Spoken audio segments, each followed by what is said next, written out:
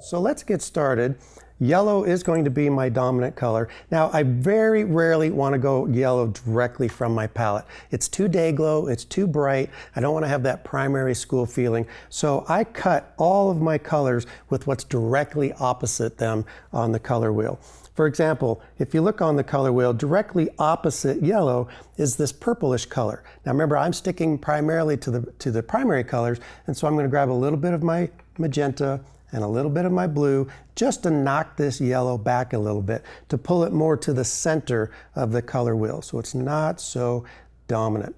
The more subtle this is, the better, because this is primarily a linear drawing and a linear drawing technique, and so I want to make sure that we keep the lines as the foremost element of this composition. All right, very diluted. I'm going to brush these yellows on, and notice how I can still see my tonal work right through it. Even though I'm covering it up, it's on so little. There's more water than pigment. There's more water than paint in this. So, and this, by the way, this is a technique that the old masters developed when oil painting. They would do the entire painting in monochrome.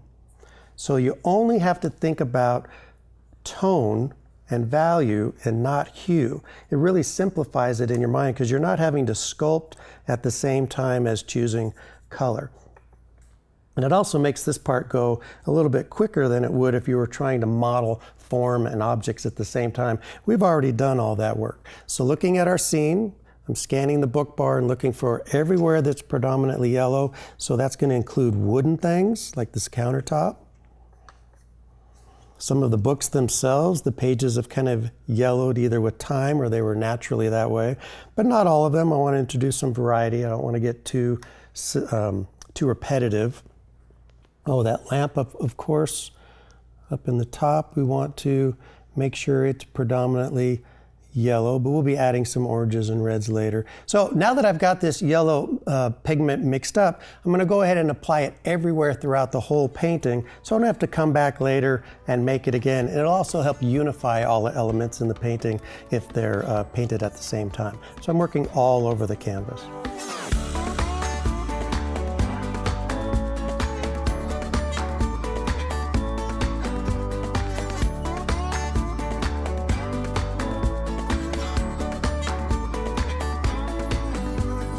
All right, so I've applied a fairly thin layer of yellow over the entire painting where I want that yellow to go.